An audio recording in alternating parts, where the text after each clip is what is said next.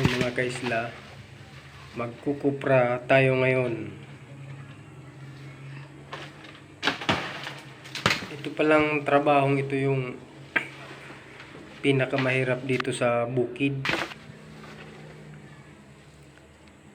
Parang may hahalin tulad natin ito sa buwis buhay na trabaho. Ito yung pinakamahirap na hanap buhay kasi pwedeng malagay sa alanganin yung buhay mo dito. Sa sobrang taas ng niyog na yan, pag bumabagsak, halos yung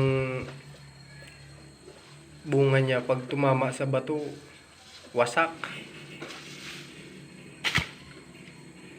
Ito kasi mas madali kaysa aakyat ka pa.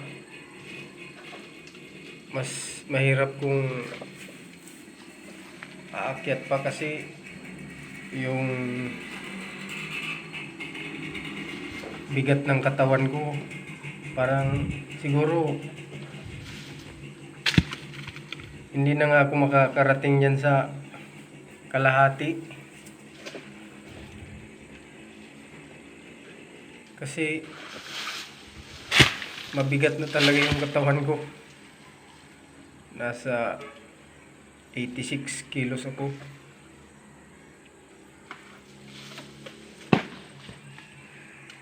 Dati magaling ako umakyat nung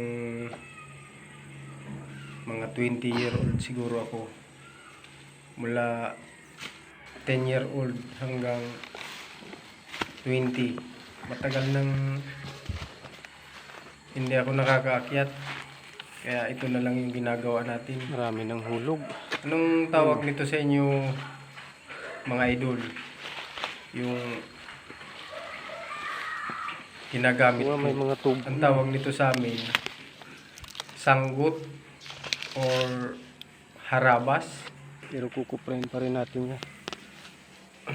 Sa inyo mga idol, anong tawag nito?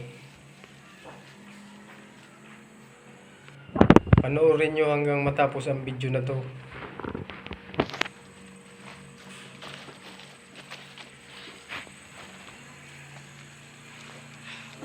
Ito yung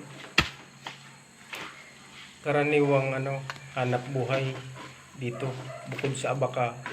Ito rin pagkukupra dito sa amin sa Birak, Catanduanes.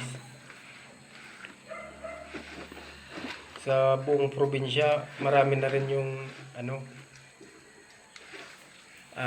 nyog dito, kaya lang mga survivor yan sa bagyo. Yung nyog namin dito siguro dati yan mga 70. Nung matapos yung bagyong Rolly, halos 30 na lang, 30, basta hindi naabuti ng 40 puno. Kaya mga survivor yan.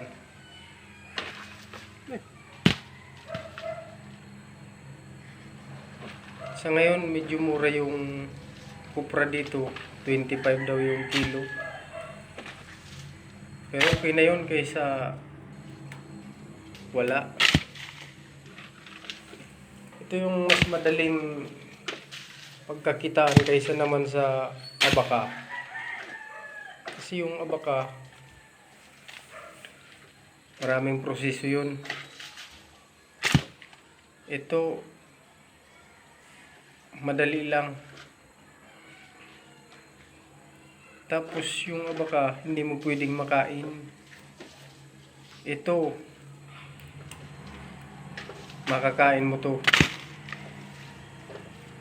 Ang paborito ko dito yung buko, tapos nilalagyan ng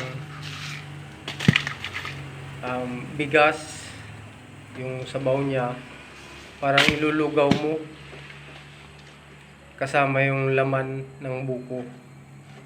Tapos lalagyan ng yung lemongrass, tanglad tawag namin doon. At lagyan ng konting kamuti. Yun.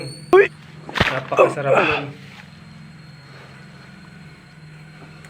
Dapat medyo marami yung sabaw niya kasi yun na yung magpapa tamis sa kanya, or yun na yung parang timpla niya.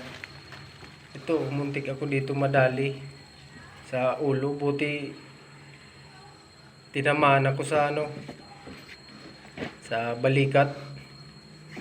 At itong puno na to hindi masyadong mataas pa. Siguro kung mataas to, ako, siguro paralyze ako.